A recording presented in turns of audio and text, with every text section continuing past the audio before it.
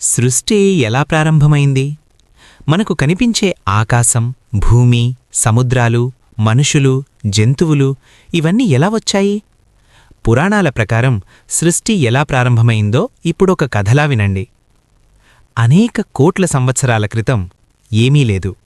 భూమి లేదు, ఆకాశం లేదు, సూర్యుడూ లేదు, చంద్రుడూ లేదు. అన్నీ చీకటి మాత్రమే.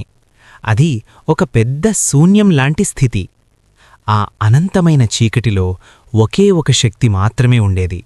ఆ శక్తి పరమాత్మ. ఆయనే సర్వశక్తిమంతుడు. ఆయనకు ఆదిలేదు, అంతం లేదు. ఆ పరమాత్మ తనలోనే ఒక ఆలోచన చేశాడు. ఈ శూన్యంలో జీవం ఉండాలి, ప్రపంచం ఉండాలి, జీవులు ఉండాలి అని.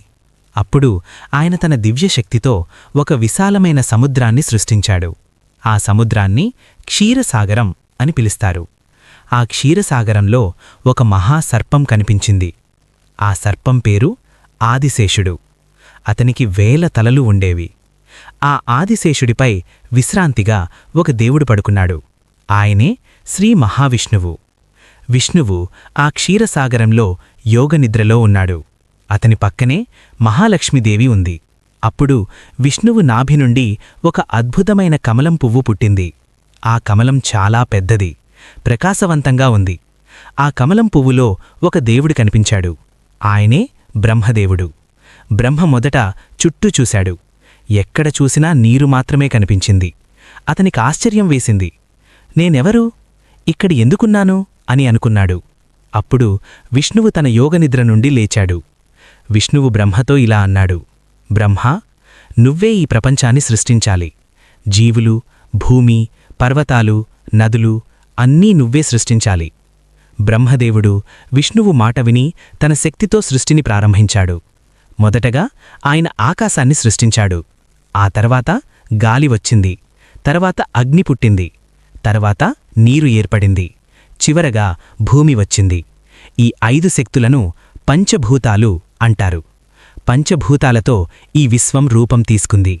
తర్వాత బ్రహ్మదేవుడు పర్వతాలు, అడవులు, నదులు, సముద్రాలు సృష్టించాడు. ఆ తర్వాత ఆయన మొక్కలు, చెట్లు సృష్టించాడు. ప్రపంచం క్రమంగా అందంగా మారింది. కాని ఇంకా జీవులు లేవు. అప్పుడు బ్రహ్మదేవుడు జంతువులను సృష్టించాడు. పక్షులు, మృగాలు, చేపలు, చిన్న చిన్న జీవులు. ప్రపంచం జీవంతో నిండిపోయింది. అయినా కూడా ఒక ముఖ్యమైన జీవి ఇంకా లేదు.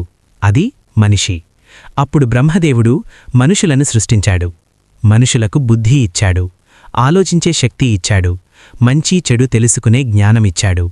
మనుషులు భూమిపై జీవించడం ప్రారంభించారు.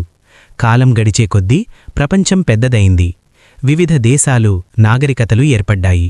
అప్పుడు విష్ణువు ప్రపంచాన్ని కాపాడే దేవుడిగా మారాడు. బ్రహ్మ సృష్టి చేసే దేవుడు, మరియు శివుడు సంహారం చేసే దేవుడు. ఈ ముగ్గురినీ కలిసి త్రిమూర్తులు అంటారు. బ్రహ్మ సృష్టి, విష్ణు రక్షణ, శివ సంహారం. ఈ విధంగా ప్రపంచం ఒక చక్రంలా తిరుగుతూ ఉంటుంది. పురాణాల ప్రకారం ప్రపంచం సృష్టి, స్థితి, లయం అనే 3 దశల్లో ఉంటుంది. మొదట సృష్టి జరుగుతుంది. తర్వాత ప్రపంచం కొనసాగుతుంది. చివరికి ఒకరోజు అది లయమవుతుంది. అప్పుడు మళ్లీ కొత్త సృష్టి ప్రారంభమవుతుంది. అందుకే మన పురాణాలు చెబుతున్నాయి, సృష్టి అనేది ఒకసారి జరిగే విషయం కాదు, అది ఎప్పటికీ కొనసాగుతూ ఉండే ప్రక్రియ. ఈ విశ్వం ఎంత పెద్దదో మనకు పూర్తిగా తెలియదు. కాని ప్రతి జీవి కూడా ఈ సృష్టిలో ఒక భాగం. చిన్న చీమ నుండి పెద్ద గ్రహం వరకు అన్నీ ఒకే శక్తి సృష్టించినవే. ఆ శక్తినే మనం దేవుడు అని పిలుస్తాము. ఇదే పురాణాల్లో చెప్పిన సృష్టి కథ.